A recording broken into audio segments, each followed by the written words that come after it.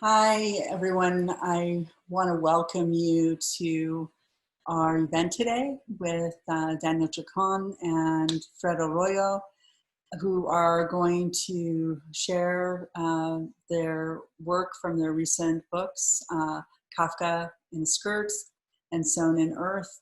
Been looking forward to this for a while now, and want to welcome all of you on behalf of the University of Arizona Press, as well as thank our authors for taking time out of their day to share their work and talk with us about their work. We ask that folks remember to turn their video off and keep themselves on mute. And I'm going to bring in our authors and ask, and we'll start the program. Hold on for just a second as I traverse the wonderful world of technology that all of us are having to love, even if we don't really love it, but we do. There we go.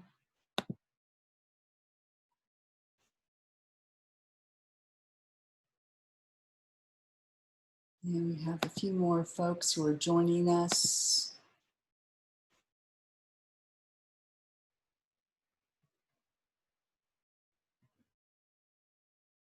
All right. So one more time, let's go over our welcome and rules of our program today.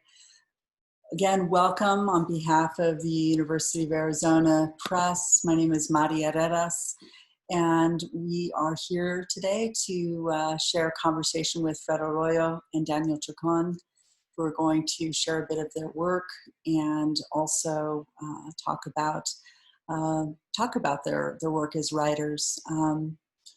We ask that you continue to keep yourself muted and your video off when you enter the room.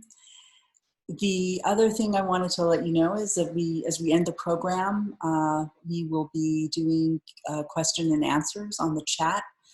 I welcome you to open the chat feature now if you want to share info or say hello to Fred or Daniel.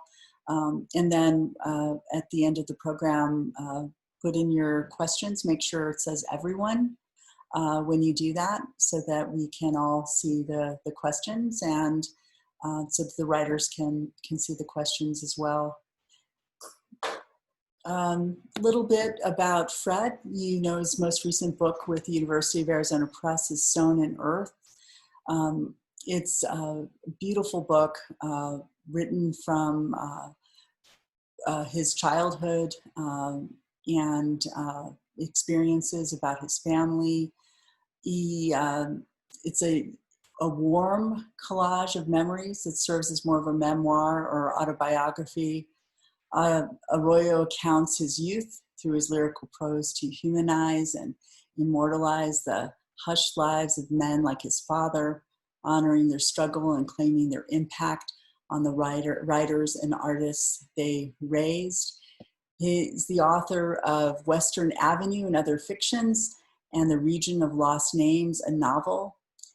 Arroyo is a recipient of an individual artist program grant from the Indiana Arts Commission. His fiction is part of the Library of Congress series Spotlight on U.S. Hispanic Writers.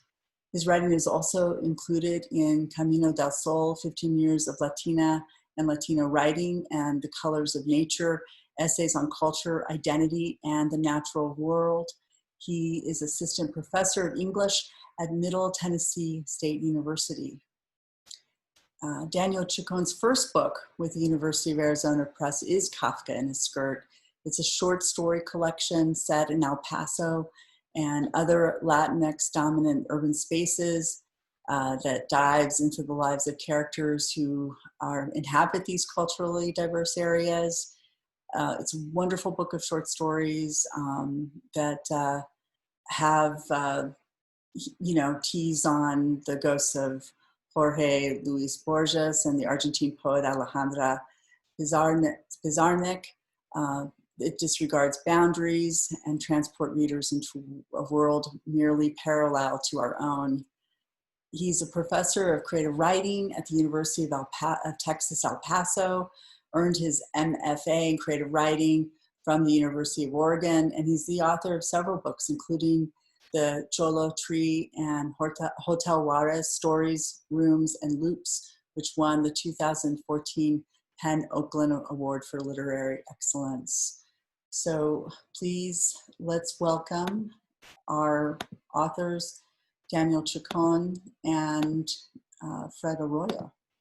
Really appreciate you all being with us. Hi. Hello, everyone. Thank you for attending today. I think we were going to kind of go alternate. Maybe I'll read a short piece and then Fred will read a short piece and have any kind of conversation in between. Is that what we're going to do? Sounds good. All right, well, let's do it. I guess you wanted me to start, right? Sure. Okay. Well, my name's Daniel Chacón, and I'm here to talk about Kafka in a Skirt, and it's my latest collection of stories, and it's like Mari was saying, the first time I've been with University of Arizona Press, and so far it's been a great experience. They answer emails. That's always nice. This collection is probably, it makes sense in terms of, the coming in the order that it did, because I'm mostly a short story writer. I have a couple of novels out, but frankly, I don't read a lot of novels. I love short stories, and the shorter, the better.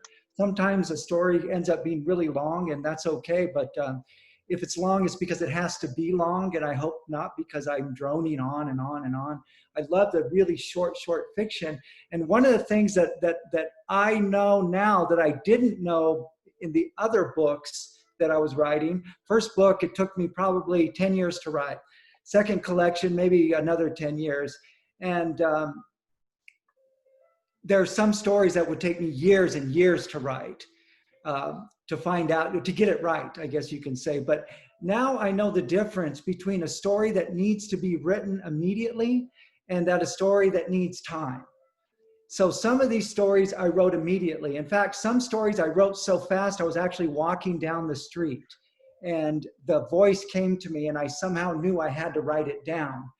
And, but because I didn't have a laptop or a pen, I would use my iPhone. I would take my iPhone and use the dictation app, and I would write the first draft of the story. And then later on, I would transfer it to a document and revise it. I don't always write stories that way. Sometimes it'll take me years before I even start writing a story, but other times I just know I have to write it right away, that I don't want to let the idea germinate, that the language is requiring me to follow it now. And so I'm going to start off reading one of those stories. This story I wrote in probably as long as it took me to speak it into my iPhone. And let me give you a little background about the story. I was taking students to Shakespeare's grave in Stratford-on-Avon, and we were about to enter into the church, but there was a sign saying a baptism was taking place, so we would have to wait. So we're all waiting to get into the church to see Shakespeare's grave, and I suddenly got thirsty and wanted some water, but there wasn't water fountains around. I didn't even know if water fountains even exist anymore, so I needed to find a store to buy a bottle of water, and I started to walk down this street lined by buildings that were there in Shakespeare's time. In fact, his sister lived in one of them. And I thought how weird it might have been to Shakespeare and people of his time that I have to go to a store to buy a bottle of water. What would they have thought of that? And could they even conceive of going into a store and there's all these different bottles of water? And then I thought, well, what would it be like 50 years from now? This idea of buying water, how would that shift? And so this voice came to me and I wrote the story. I spoke it into my app, and it's basically almost exactly the way it is now. There was some revision, but it's called Water and Dog. The father said, Go ahead, son, pick one. Really? Yeah, do it. 13 is important. The boy looked at the shiny bottles on the shelf and he wanted a big one, something that he could share, but he didn't want his father to spend too much because his father was always complaining about deductions. So he grabbed the small bottle, 170 millimeters. Are you sure that's the one you want? Yes, please. The father took the bottle and walked up to the cash bot. He put his thumb on the pad. His son was right behind him, looking at the bottle, practically licking his lips. When I was a kid, he told his son as he watched the cash bots calculate the deduction, hoping there was enough, there used to be water fountains everywhere. There used to be water fountains everywhere, cold, delicious water everywhere and free. Oh, come on, Dad, I'm 13. No, I'm serious. They were everywhere, public parks, stores. They even had them in the schools. Sometimes there were 3 or 4 spigots in the same fountain, and all you had to do was twist the lever and 4 kids could drink at the same time, as much water as you wanted. I don't believe that, said the boy. We didn't need hydro pills back then, or semi-annual injections.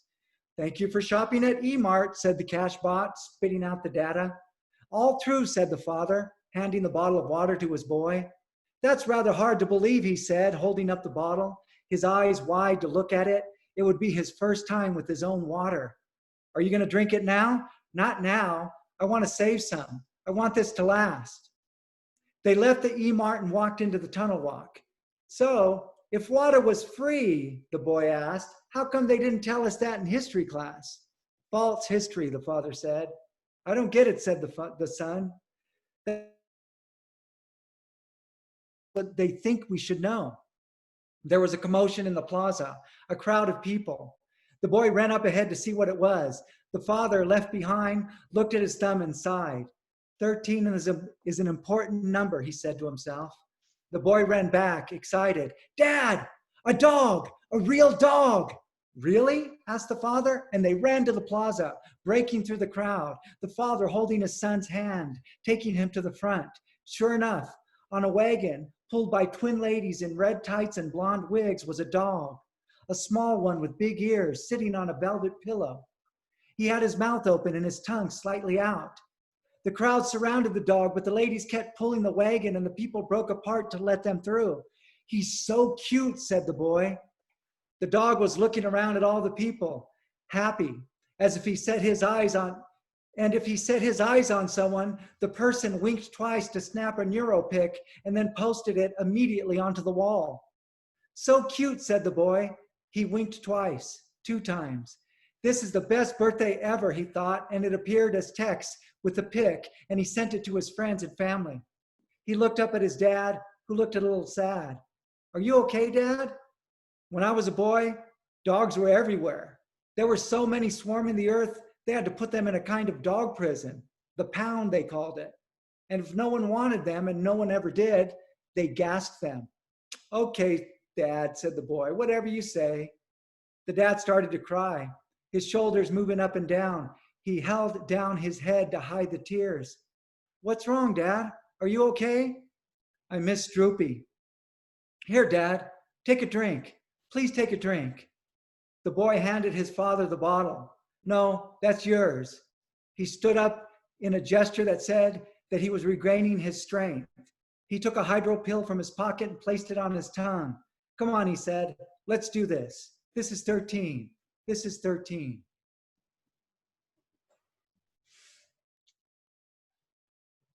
That's Water and Dog. And that was one of those stories that you wrote with more immediacy. Yeah, I spoke it into the phone app, and then later on, when I got back to London, I revised it, and that's pretty much the story. It didn't require too much revising, whereas other stories in the collection, I was revising for years even. I like how you focused that. You were telling the story about Shakespeare and writing that story, because throughout a lot of your fiction, I mean, these common objects that we would overlook, like a bottle of water, they begin to have their own story or their own history. And that seems to be a large part of this story. It's just buried, you know, it's underneath the surface, but people start to think about it. And especially with the dogs, you know, because we got to give dogs water all the time, right? But we have too many dogs, and they go to these prisons where they're gassed. Right. Um, Well, I really if water becomes scarce, dogs will become scarce. yeah, exactly. It makes you think about that. I really like the story too because of how the thinking about immediacy, both the dialogue and the narrative, and how they just blend together like seamlessly. Someone will be talking, but then the narration will come in and give the action, and they'll start talking again. And that really, I think, places us in the immediacy of the story. Well, let's hear one of yours. I thought I was going to have a question about that, but no, that's it. Yeah, so I'm not as technically orientated as Daniel, but you all can see me, yes? This is Sown in Earth, Essays of Memory and Belonging. I have 3 books with the University of Arizona Press, and this is the 3rd one. And I see the books as a trilogy. So even though the first 2 books were fiction, and this one is nonfiction, it's connected to those first 2 books because I was always writing about these men, Puerto Ricans in this really small part of Michigan in the southwest corner, who in the 60s came to work at a green giant mushroom cannery. And there might have been a dozen of them. They were all out on the East Coast, and they heard the call to come work at this mushroom cannery. And they did corn and peas and other things there, but the main things were these little tasteless mushrooms that they grew in these little bunker houses and then canned them. And I grew up with a lot of the men who'd walk around and still wear those mushroom growing helmets. They had little lights on them like they were miners. And they would tear the lamp off but still wear the green hat while they'd work in those dark bunkers where the mushrooms grew.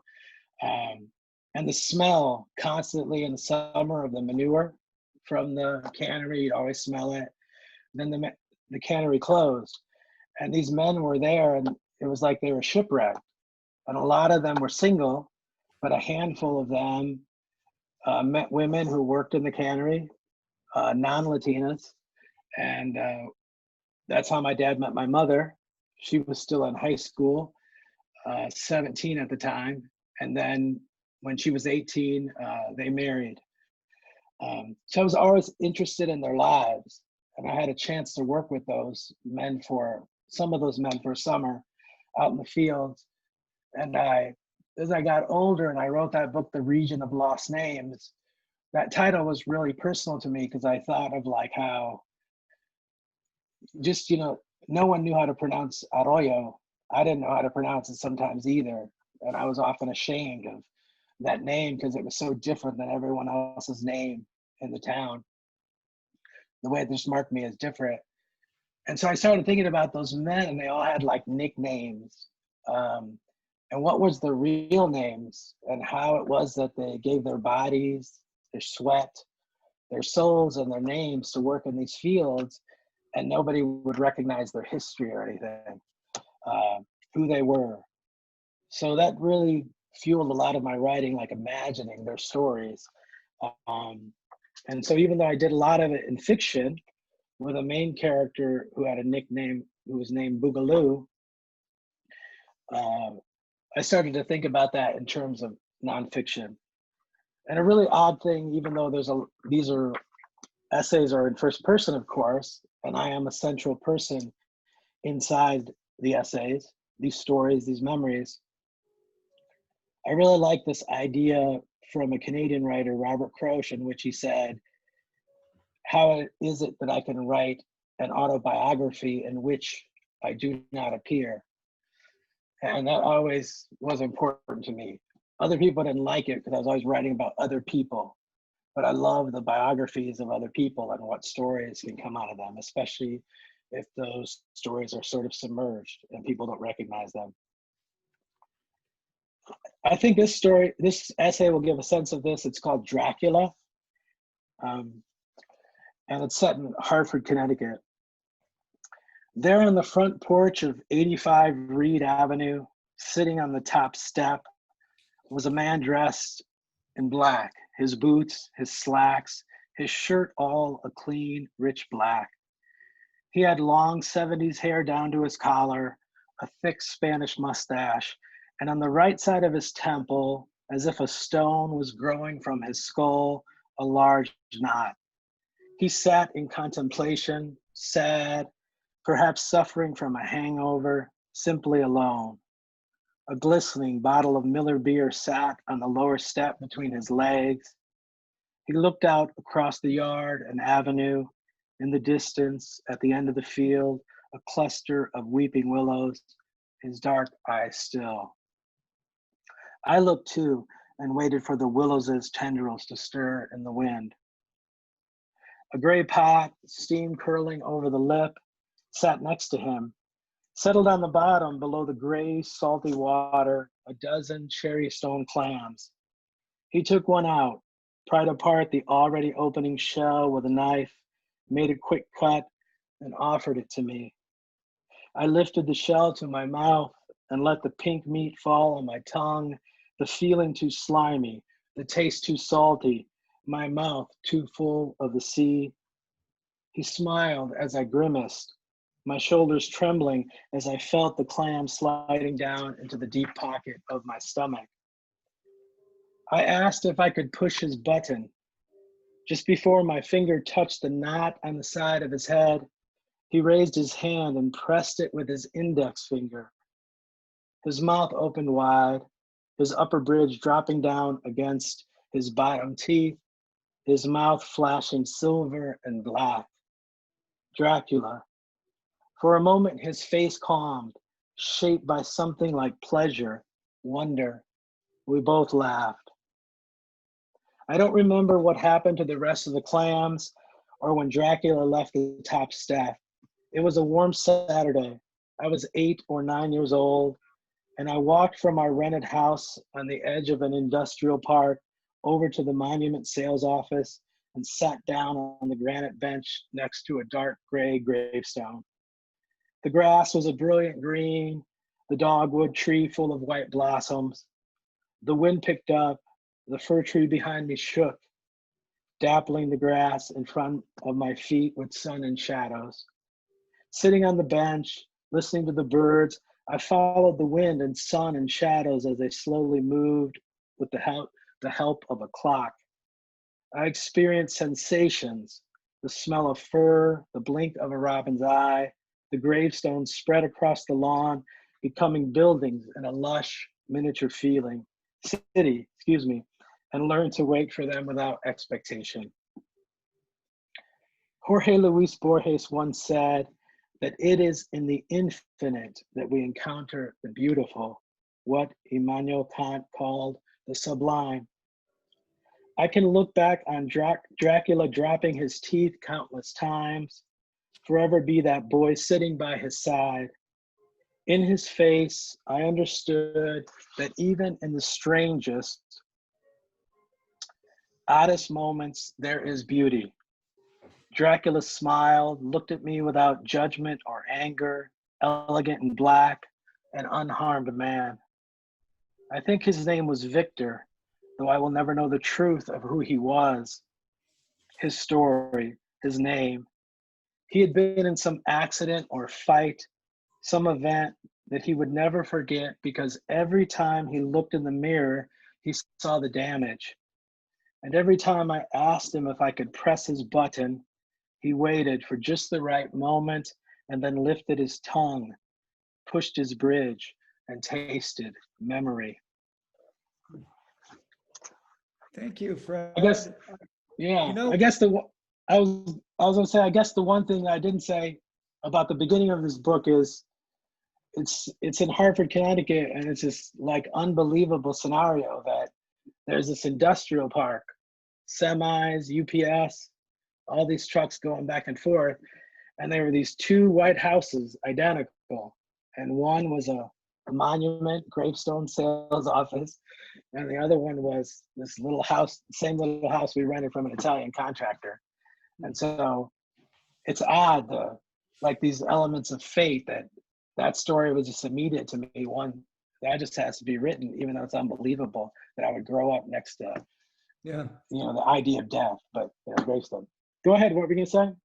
Oh, I was just going to say that one of the things that I like about this collection is there are a lot of short pieces where you do experience the sublime, where we do experience just this moment of beauty, even if it's just a kite in the air, or if it's this eating this image that we have here with Dracula. And that's really nice, because I think that's where art happens.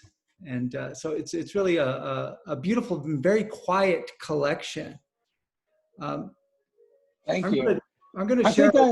I think before you share the next one, I was gonna say I know I learned that from I learned that from reading Borges a lot. And I learned that a lot from studying aesthetics, the idea of the infinite and the sublime. But for some reason, I always have it in my mind too that I learned that from you. That and reading your fiction and us talking, because we're both, focus on Borges a lot. He's important to us. But you would bring that up too, about the importance of the infinite, the sublime, and letting the story have the freedom to discover that. Yeah, I'm making that up. I think ultimately, every writer who is as driven and obsessed as you are, and as I am, and as really mostly anybody who does this in spite of the lack of reward, and sometimes when there is reward, but because we're writers and we think too much, even those times when there are rewards, we still tend to subvert our happiness with our thoughts. But I think that every writer, every artist is in some sense trying to reach beyond. They're trying to reach something. And I think that something can be called the sublime. That something can be called beautiful. And the other thing that it could be called is mystery. And the difference, and even the similarities, I suppose, but the difference between writers and other visual and audio artists is that our paintbrush is language. And oftentimes there is just something about words that we need to describe a sublime moment. And then sometimes it's the words themselves, but that you can't separate, that every work of art is trying to reach beyond. Tracy Smith has this beautiful poem about growing up, and she grew up in a very Christian religious family. But ultimately she was, even as a little girl, looking up at the stars and just trying to, what's beyond them? What's beyond them? And it's not just beauty, it's not just sublime, but it's also mystery. And so I think that's a good segue into this next short piece that I want to share. It's called "In the Closet," and I'll talk about it after I'm done. Let me read it really quick. In the closet. Mom barged into my room and started sweeping and commanding me to pick up this t-shirt, that shoe, and that, she yelled, pointing inside my closet. What? Esta chingadera. Chinga what? ¿Qué es? Throw it away, you pig. I looked inside the closet and I was afraid of what I might see. But I didn't see anything that looked like it might be called a chingadera. She hit me on my leg with the broom. Cochino. It stung. Tíralo. I got on my knees to find the chingadera. I didn't know what I was looking for, but I somehow knew I would spend the rest of my life hiding it.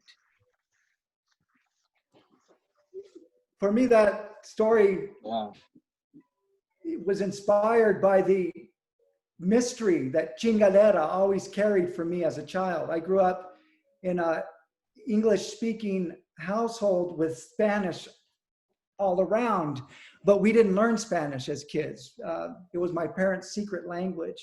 And that chingadera word, I actually did not know until I was adult that the chingadera had its roots in the verb chingar, which, as you know, means, to fuck, right? Like, so chinga, like fuck, chingadera, that fucking thing. And I didn't realize that even as an adult, until I was an adult, but it's always carried a mystery for me. And I think even that mystery within a work of art, within fiction or within poetry, is another manifestation or attribute of the sublime, of that beauty reaching beyond. It may not necessarily be in terms of imagistic proportion, lighting, or depth, but it may be just in the language and the word itself.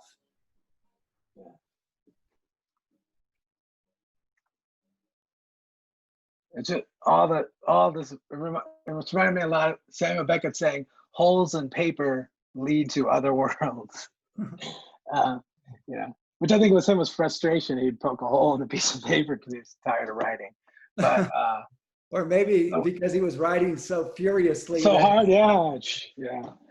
And but the way you just said that, that's all really beautiful, because I know this is hard to believe, but it's really important that you know, it's the evocation of that Spanish word and the mystery of it. And sometimes not till you're an adult that you know it. That there's just several parts in my book, and I had to cut some of them out because it became started to have its own rhythm and became really obsessive, and it was too repetitive. But it's just the fact of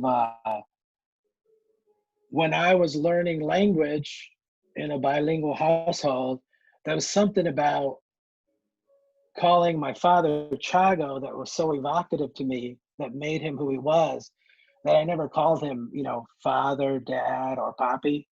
Never did that. Still to this day, I still call him Chago. And then it started to have other manifestations, because his mother, my abuela, would call him Chagin. And then I realized my grandfather's name's Chago. But it took until I was an adult till I finally realized that that wasn't really his name. His name was Santiago, and Chago was the diminutive of that. And that was really just so powerful to me, that you could grow up with this endearing thing that at the same time caused some distance, you know? Maybe there were moments when he wanted me to call him Papi, father, but I always call him Chago, you know? And so I can relate to what you were saying. It's, you know, really interesting. Can I yeah, get back to that metaphor? You know, you said that something about you writing and then like the hole in the paper. Yeah. What was that again? Can you say that again? Samuel Beckett, he says, holes in papers lead to other worlds. See, there's something beautiful about that metaphor, because when we're writing, you know, and you know, I can see us writing like this. I mean, some of us don't write like this anymore, but we tap on our keys or we speak into the phone. But sometimes we get so into what some people have called the zone, and athletes get this, scientists get this, anybody who is focused on reaching something beyond has experienced this being in the zone. And sometimes we are so in the zone that our rhythm starts to pick up, and we start writing like this, or playing the piano like this, or strumming the guitar like this.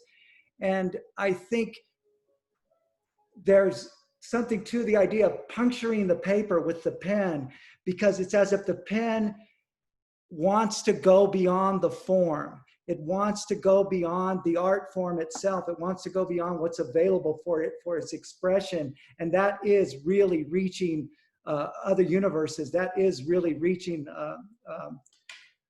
the sublime, and that's tension, you know, and a story has to have tension.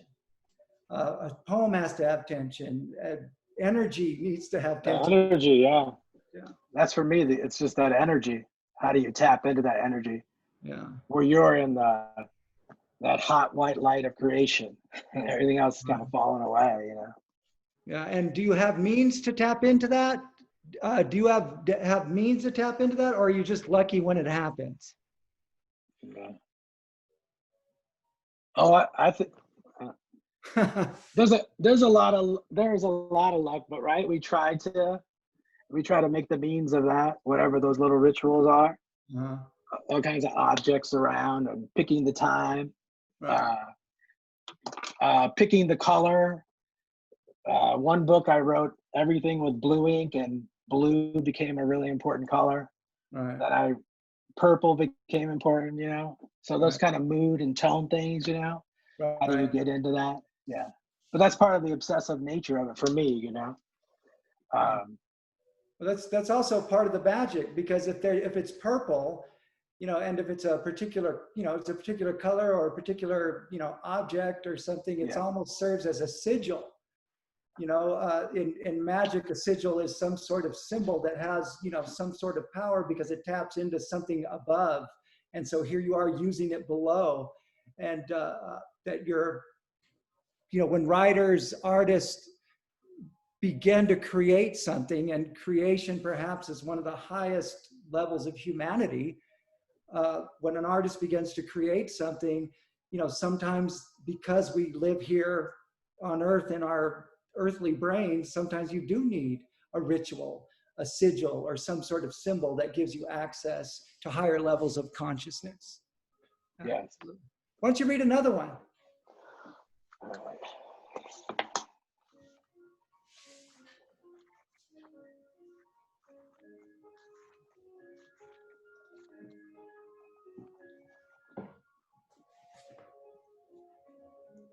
Well, this is part of that thing, I suppose. It's a statue or a monument. And this is a very short one. It's all one big paragraph. That's the immediate. I have several in here where it's just one big paragraph and it just comes out. And that's part of that immediacy for me, even if it takes a lot of drafts to get it to the place where I think it's done. This is called Patina. My father had found another apartment in the city, once a red brick liquor store. He and my mother made a deal with the landlord to turn it into a small apartment, and in return, the rent was reduced. A first memory, 4 years old, crouched down so low, my butt touches the back of my heels. I'm wearing tan shorts and a dark brown shirt with colored stripes, and wide rays of sunlight surround me, float me in a light-filled sea. My sandy blonde hair, my serious face, my shoulders cool on cement as I look up at Lafayette, the Marquis de Lafayette, riding his vertigrous horse. My eyes follow the underside of his mouth, his thick, muscular neck, and the leather reins that pull his bridle's bit, his tongue thick between sharp teeth. Marie Joseph Paul de Lafayette, born 1757, stilled forever on this small island of grass and concrete on the corner of Capitol Avenue and Lafayette Street, summer of 1969 or 70, Hartford, Connecticut. The horse sweating, the clomp, clomp, clomp of his hooves like a palm striking a conga drum as he trots the Marquis into battle, sword held high into an empty blue sky. Childhood, Mobius strip of tearing down walls, painting, cleaning, the smell of bleach and oranges moving from one apartment to another. My mother's hair and hands powdered with white dust, broken boards and pieces of plaster balanced on her arms, standing in a doorway as summer light streams behind her, glinting with copper motes. And my father, one hand holding a hammer and the other a beer, always trying to clench the strip together. The trees sway in the breeze, leaf shadows dappling concrete, my arms awash in cool, wet, blue-green. Where, boy who I once was, where, I need to ask, does memory begin? Where does it end? Why can I still taste this chalky, steely sweat as I lick my palm after holding the horse's hooves and wait for my mother and father to call me so I can charge into the rest of my life? Cool, thanks. How long have we been going? Do we want to start the conversation, or do we want to read one more thing, Fred? Marty, do you have an opinion on this? I lost track of time. Well, it's 45 minutes. I think that if you want to start to talk a bit more, but oh my goodness, I mean, Fred, that was amazing. So either way, we have about, we started a little late. We have about 10 more minutes. What would you prefer to do? well, maybe we should just have a conversation. Sounds good. I wish I could give you both beers or something. I'm sorry. You gave us an audience. That's good enough. I mean, that's, plenty. That's wonderful. Well, if we're going to go into a conversation, I got a question for Daniel because it kind of relates to some things we've been talking about. And that's the idea from, I think it's from physics, of wormholes. And on page 132 and 33 of the book, I'll just read this little passage. What you need is a wormhole. A what? You need to find a passage from one world to another. If both your friends Horace and Quark are in the world of your imagination, then you are your own wormhole. I don't understand, said Hector. Every book is a wormhole, said the genius. If he wanted Horace and Quark to meet, all he had to do is write a book about it. He'd write everything, what they say to each other, what they would do, and then he would read what he wrote and enter into a story of his own creation. I love this passage and this story, every book is a wormhole. And the image and possibility of a wormhole seems like both an obsession and a poetics for you. Why are wormholes so important to your writing? Because I found this in a lot of your fiction, your collections. Okay. Did you guys see that baby just now? There was a baby on the screen. The camera's been turned off, but that was my little. I missed it.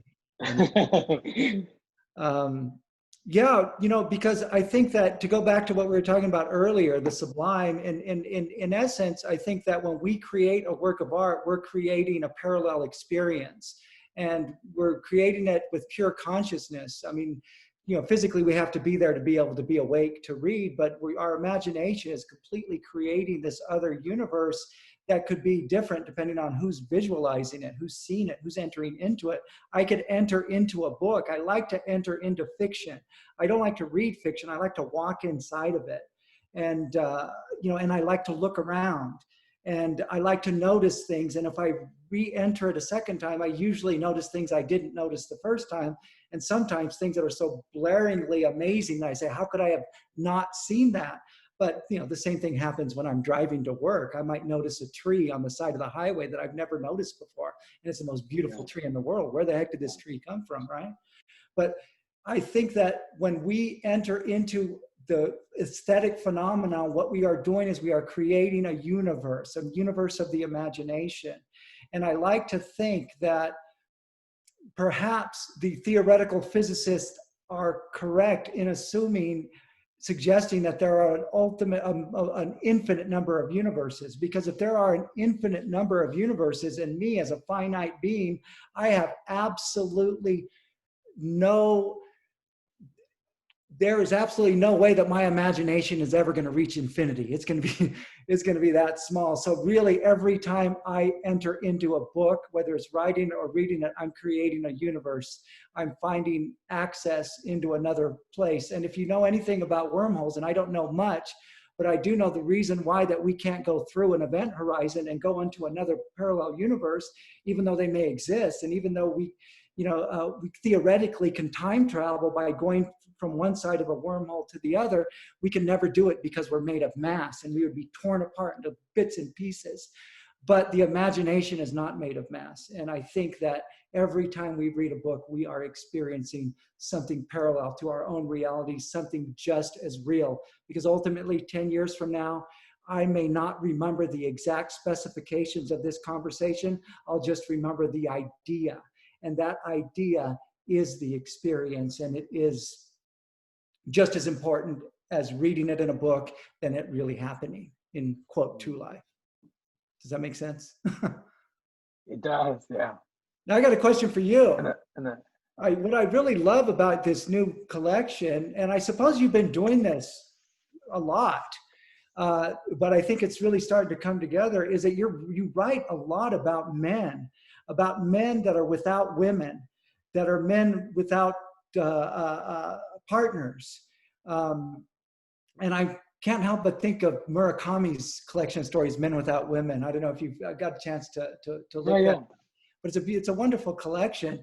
But there's such a beautiful tenderness about how you portray what we would otherwise, what a reader might otherwise be tempted to think of as somebody who's rough and easy to dismiss as a as a masculine stereotype. There's just this really beautiful tenderness about it, and I'm wondering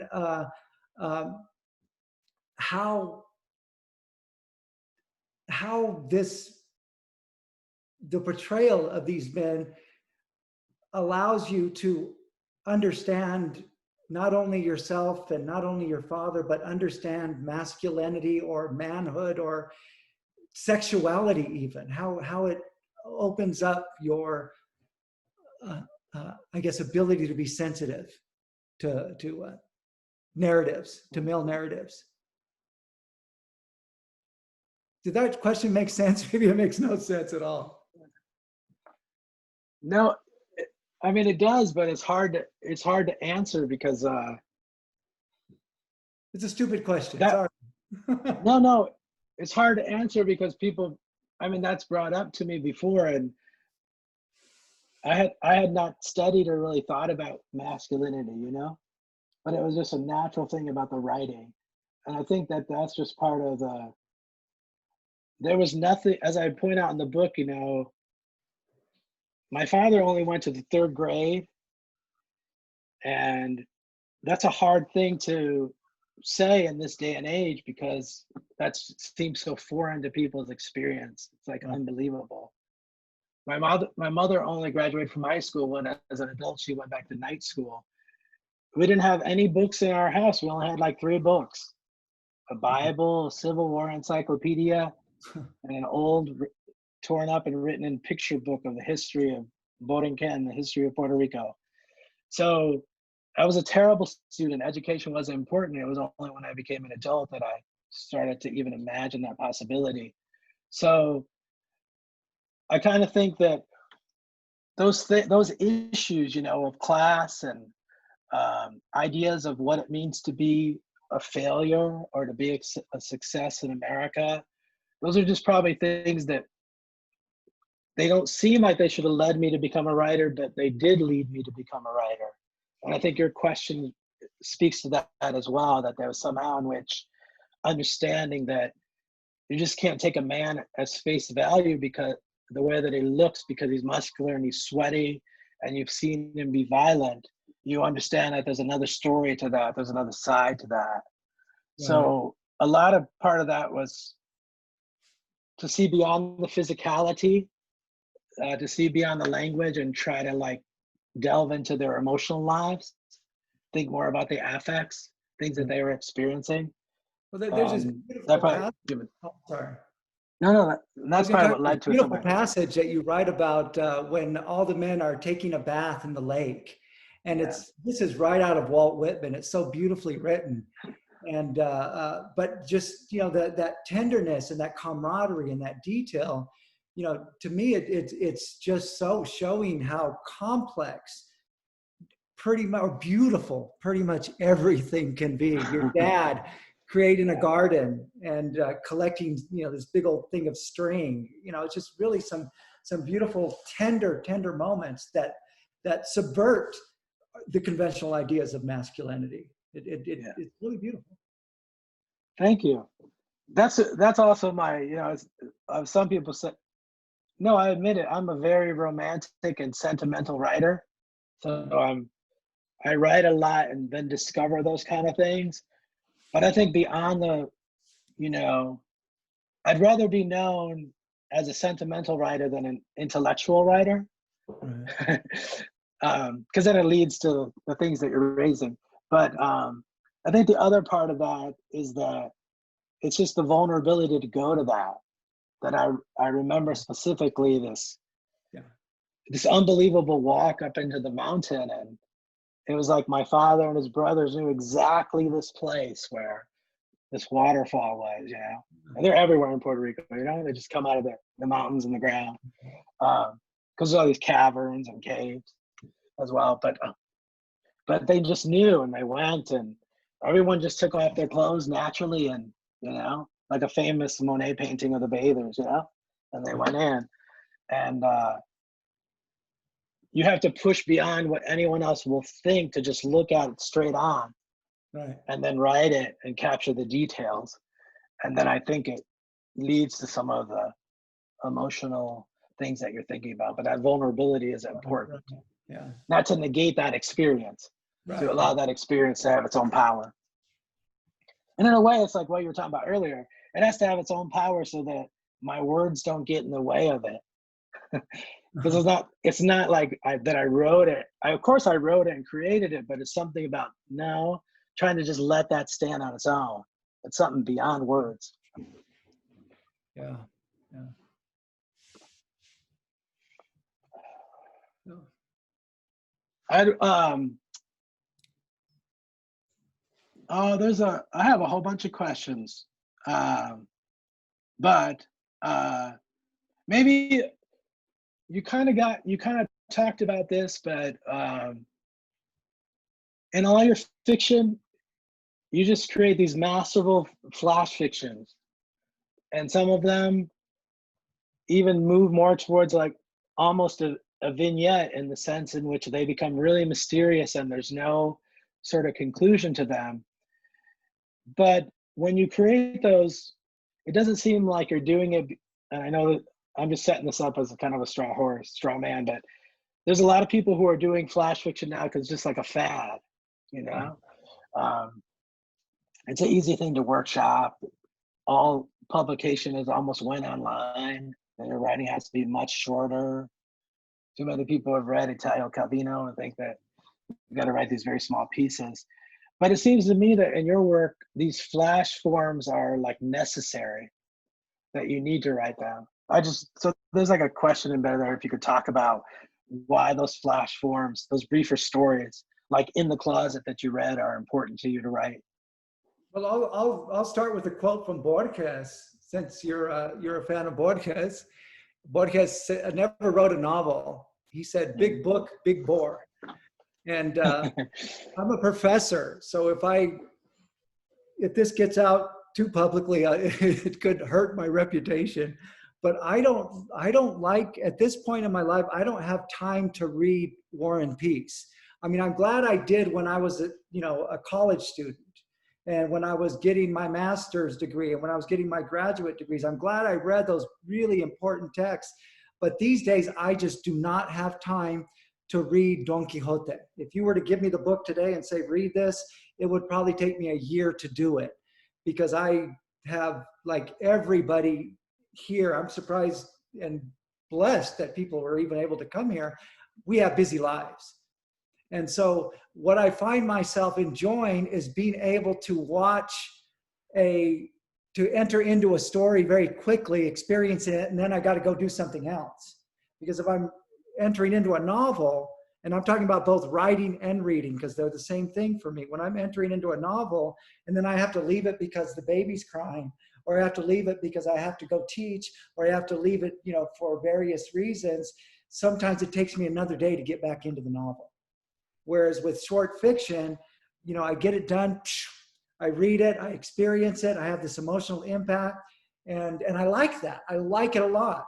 And so one of the things that I tell my students, two fundamental things. I teach creative writing, as you know.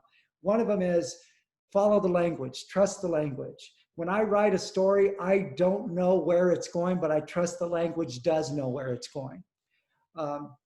Like the Chingadera story and the one I read first, I just follow the language, and then the language has this way of telling me when it wants to be quiet.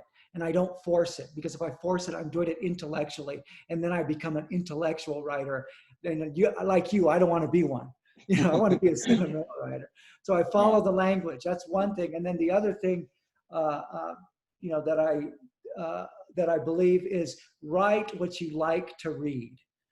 And, this also, I think, Borges articulated this, but many authors have, don't write what you think people want to read, what you think they want to hear, write what you love to read. And that's what I do. And that, in this point in my life, is moving me towards this really short fiction. But again, if I follow the language and it keeps going for 30 days and the story is 50 pages long, well, that's in the book as well. There's very long stories in it. You just got to trust the language. Yeah. But, and I mean, and now confess, I'll confess, I teach, I've taught, I'll be teaching Kafka in a Skirt in 2 classes in the fall. So I've taught 3 of Daniel's books now, and I always like sharing the story, whether it's apocryphal or not. But I think Daniel related this to me, that once you were a visiting writer at Fresno State, you went back where you had graduated from, and you went back, and part of the job was you got to live in Philip Levine's house. Yeah. And I can't remember. It was like all of his books were there, and it was incredibly daunting because there was all this poetry, and then behind all the books was his Pulitzer Prize. Right. And you were looking at it, and you're like, "Oh, I only have 29 days left, 30 days left," and you sat down and decided you're going to write a story every day. Yeah. Is that a true story? Yeah, that's a true story. Yeah. For 22 days, I decided I would write 22 stories in 22 days. And I only took Saturday off. And so I would get up in the morning, I'd go to Philip Levine's office. That's where I worked. I worked at the same place where he wrote, of course, surrounded by poetry books. And I would just write a story. I would allow myself to follow the language. And some of those stories ended up in the book I was working on at the time. And some of them didn't. Some of them weren't, I'm still working on, who knows. But yeah. And that's really when I had to allow myself to trust the language, because a lot of times, first of all, if you write, you need to trust the language. Number one, you need to follow intuition. Intuition is so important, not only writing, but any experience that interacts with reality. Intuition is incredibly important. But intuition alone isn't going to do it. You need to learn your craft. And that's what I tell my students. You've got to learn your craft. You have to understand, as much as you can. And then when you follow your intuition, the craft kicks in.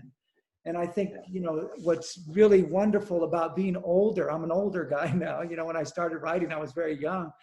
And what's wonderful about being a professor of fiction writing, I teach exactly what it is that I work on. That's one of the things that I'm really beginning to enjoy, is following my intuition more now, knowing that the craft is going to kick in. The craft, it's going to know what to do. And that's really a pleasurable thing. Yeah. Do you teach fiction or nonfiction? What do you teach? No, I teach fiction. Like a intro fiction writing class and then an advanced fiction writing class. Cool. And is that where you're using the book in those classes? Yeah. Oh, yes. Cool. Well, I look forward to talking to your students. I'm supposed to do that later on this semester, and I'm sure it'll be a lot of fun. Yes. Well, and you got to it. I mean, the reason I share that story with them is they're at the level in which they can't think about the language in the way that you're thinking about the language yet, because they don't fully have a strong sense of craft. But the thing is, I want them to think about, you have to follow the story. Yeah. And every day, right now, as I was telling them, like in the room right now, there's a story waiting to be written, right. But you're not listening to it. But maybe someone is, right. So every day there's a story for you to write, but can you follow it? And it'll lead you to something. And then, of course, the other trick is every day there are stories and stories that you probably don't need to write. How do you know the That's difference? Right. Yes. And how to know the difference. And it just comes with experience, and the thing is, our students are so talented. That's why they want to be writers, because they have the gift. And that gift usually is based on language and imagery. Sometimes it's based in intellect, but we have to teach our intellectual students to be more like children, and because your intellect will never fail you if you're following language. It'll come. You don't have to put intellect or idea first. So you ready to take some questions from other people? Yeah, I think that's a great idea. All right. Are there other people? Is it possible to put on people's video at this point, or is that not something that the system can handle? Now Mari's asking people if they have questions. Okay. So we'll see.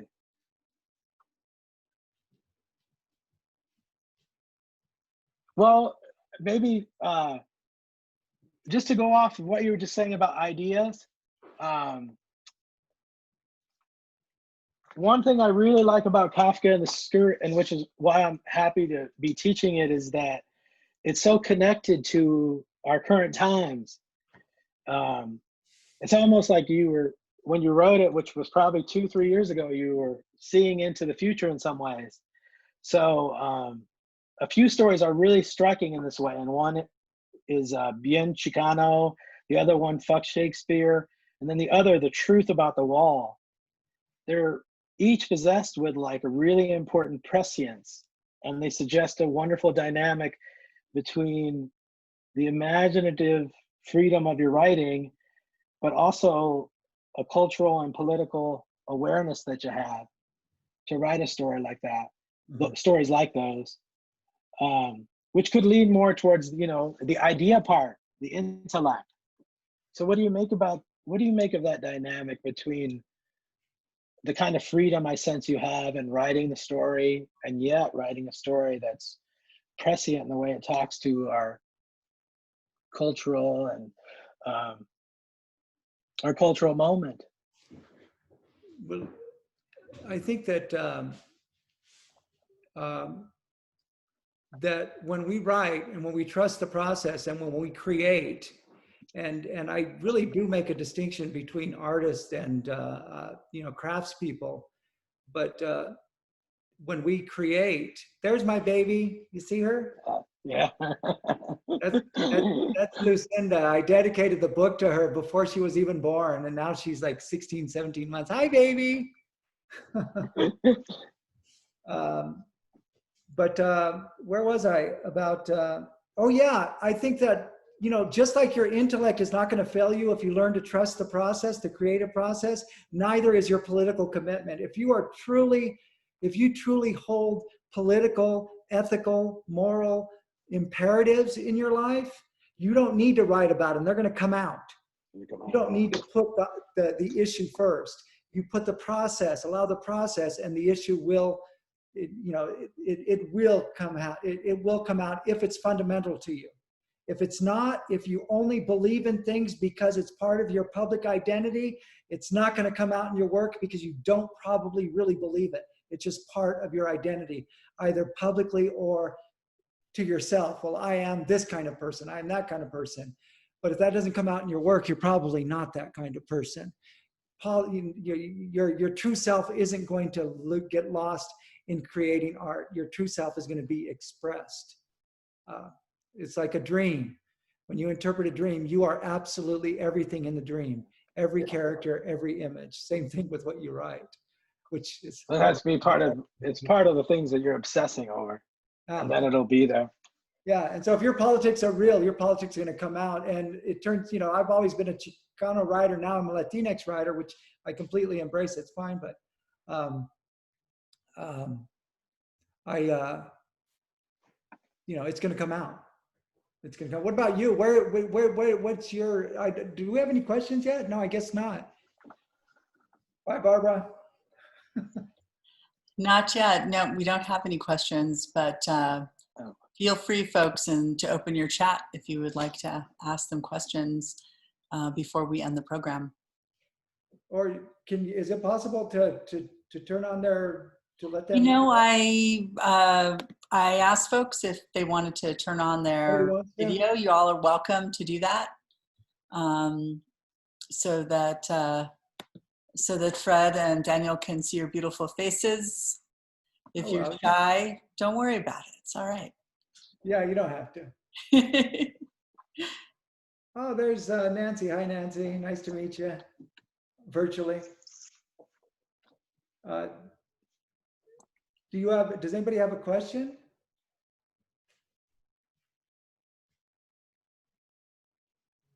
We had a few people who had to sign off to get back to work. I guess I would love to hear, both of you spoke a little bit about some stories that sort of come to you immediately even walking down the street, and some that take years and years and years. And like Daniel with Dog and Water, you talked about one that came to you just walking down the street, but I'd love to hear some stories about ones that took a really long time, perhaps. There's a story in the collection called Fuck Shakespeare. That took me 20 years to write. I wrote it when I was a grad student years ago at Fresno State, and I thought it was good, but I didn't make it into my first collection because it wasn't that good. And the editor says, no, I don't think you should go with that one. And then the next collection, I thought, oh, maybe it'll fit. It still didn't fit. It still didn't fit. And I revised it, but it didn't fit.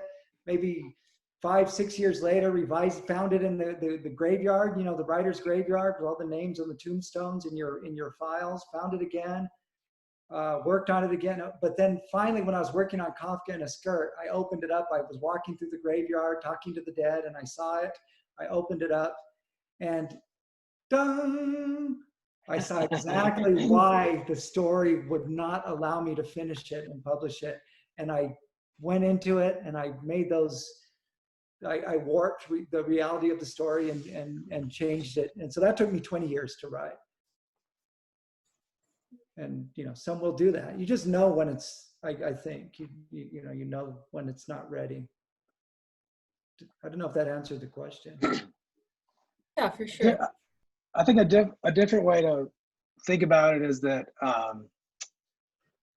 when I first started writing, I was like unbridled. Like I just could write 2-page sentences and just write and write and write. It was just a lot of lyricism, poetry, but in prose. And people would tell me I didn't know how to tell a story. It took me a long time to figure out that it wasn't that I didn't know how to tell a story. I didn't know how to tell the story they wanted to read, and what was the story that I wanted to write, and how did I want to write it. And so with this book, I think it was part of struggling with whether I wanted to write about certain memories and whether those were private matters, and should you share things about your views of your alcoholic father, all this kind of stuff. I found that what I had was these blue index cards, and I also had scraps of paper. And in the very early morning, all I would do is write very slowly on those blue index cards because it would cause me to have a little bit of slowness and objectivity, and also limit what kind of words I would put on the note cards. And that really helped me a lot. So when I first wrote the book, I wrote almost every essay in under 500 words. And I was really happy with them. But then as you go to revise, you'd see like, oh, that needs to be expanded. Add this to it. Maybe collage these two together. And I force myself to think about that. And I tell my students this a lot too, because they don't write by hand. But I write everything by hand because in childhood and in grade school, high school, I wasn't a good student, so I never understood the power of writing. And now that I do, I want to capture it with a pen and do it by hand, you know, work in a notebook. But what often happens is, as Daniel was talking about poking through the holes, I will get filled with so much energy and I'm writing the story so quickly or the essay so quickly, I'll start to not be able to read my handwriting. It'll just be like little checks and lines. And that's when I'll stop. And I'll say, I just got to take a break. And then I go and I start writing at the computer, one finger at a time, because, you know, I never took typing. I'm just using the computer. And the technology then, like, I always tell my students it retards my writing. It makes me slow down. So I think we all, as writers, have to find our own ways of figuring out how we can do that to make our writing fresh, to see it through a different lens, slow some of it down, speed it up, so we can discover the writing we need to do, the story we need to write. Cool. I remember talking with you, Fred, when the season with your book was first starting, and we talked about vulnerability, and the fact that you kind of have to open yourself up whenever you're going to go into a space and read these stories and talk about where they came from. And I guess just thinking of that, thinking of vulnerability, I mean, that's something that writers or I would think are familiar with. It's familiar territory in terms of where you have to place yourself in terms of writing to begin with. But I was just curious for both of you how you approach that. I mean, if writing for you, I know, you, Daniel, in fiction, and you, Fred, with your nonfiction, and is that an important emotion to recognize and to wrap your arms around as you take on a story or move into an essay? Absolutely. And I think it's one of those things where every writer needs to figure out what is their vulnerability. What does that mean for them? Right? Because you can take I think Hemingway said this, writing is cutting your veins and letting it bleed on the page. But that really isn't, for me, like that really isn't vulnerability. That isn't what writing is. It's like more like, Mary Oliver says that attention is devotion when you're writing. Writing is like devotion, like prayer. And so you got to be in this space where it's extremely quiet. There's a lot of silence, and you're pushing back all kinds of critics in your mind and ideas and feelings that you already have established. And you're going to something deeper, a psychic wound, something real deep that no one else can see. But you're the only one that can see it. In the writing of this book, it's almost like inside my big kind of heavyweight body, there's a small child in there somewhere, and he's sitting in a room by himself. And I have to get real quiet and listen and not talk too much to be able to hear him speak or to go into that vulnerable space. Yeah, I think for me, it's like, if you were to look at my bookshelves, we all have bookshelves in our background. Obviously I'm going to have some too.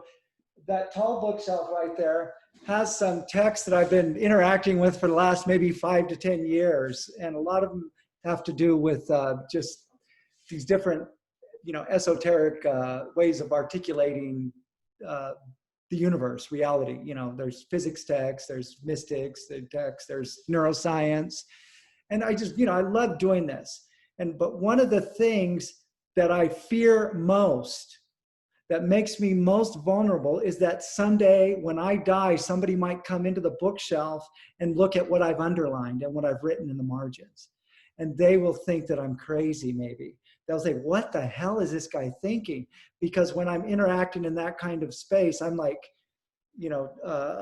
talking to angels or demons. I don't know which one, and maybe I'll never know. And I think for me, vulnerability is not admitting that I have this or that weakness. It's not admitting what I've done and feeling guilty for it. It's not exposing like the white male East Coast character-based fiction of Updike and John Cheever that I cheated on my wife. For me, vulnerability is if somebody were to closely read my books, they would see my soul and they would see how I see reality. When I was dedicating Kafka in a Skirt to my unborn daughter at the time, now she's 16 months, like I said, you're not born yet, and I hope if you ever read that, or when you are able to read this, that you don't think I'm too weird. Because there's a possibility that my daughter could look at this and goes, oh, Dad, I can't believe you said stuff like that.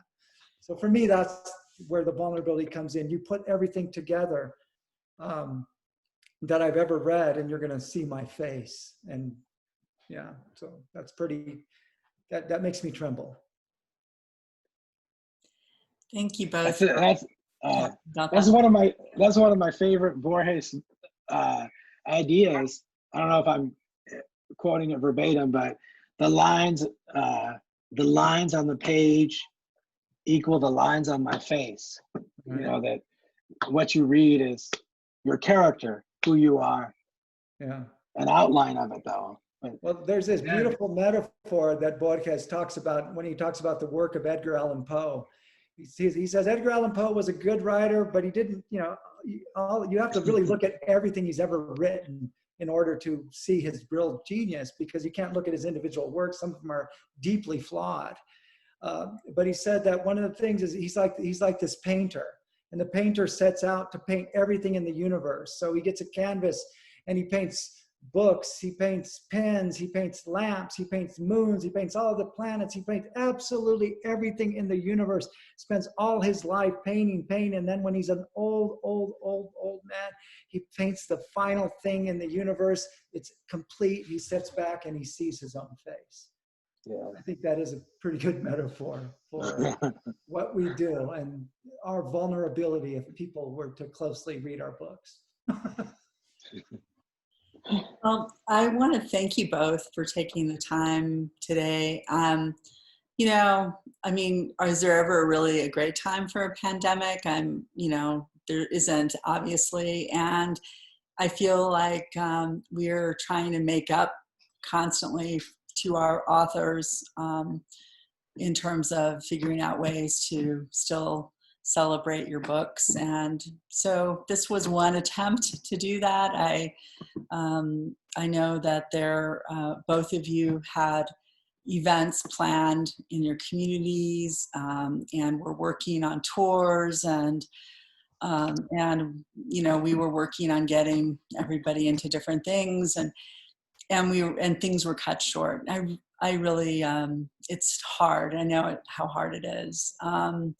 So I want to thank you for your time and still allowing us to figure out ways to still celebrate your work. I know for me, just personally, you know, I know Daniel's book, I was reading it when I first joined the press and taking the streetcar home and laughing out loud and disturbing the streetcar folks. And with you, Fred, it was lots of tears, but things that I definitely, from both of you, things I could definitely relate to. And I really appreciate your work, both of your work, very much. Again. No, but thank you. I appreciate you. I'm sure Daniel does too, but we appreciate you putting this together. It's a weird thing. Like, of course, I was so caught up in the moment of what we're doing, I, you know, forgot about the pandemic, which we cannot forget about because, you know, there is so much loss. But to go back to some things Daniel said, I mean, that's what we want from literature. You know, we want it to celebrate this other world, this plasmatic movement of the imagination into this wormhole, to this other universe. But I'll come back to the pandemic now, more like sort of fortified, you know, thinking about doesn't all have to be negativity or what's my role in all this. So thank you. I appreciate having the chance to meet with everyone today. Me too. Thank you so much, Marty, and everybody who was out there. Yeah, I appreciate everyone who stuck it out with us for the remainder. I know folks have jobs still, you know, and other things. So we appreciate you all joining us today, but really appreciate your time, Fred. Appreciate your time, Daniel. And again, on behalf of the University of Arizona Press, thanks everybody for joining us. And I look forward to maybe seeing the two of you in person, and, you know, hugs, besos, you know, the old stuff.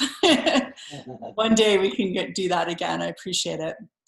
Absolutely. Thank you again for your time. Thank you. Thanks, Daniel. Thank you, Fred. I learned a lot today. It was good to hear. Yeah, it's good to talk with you. All right. Cook out.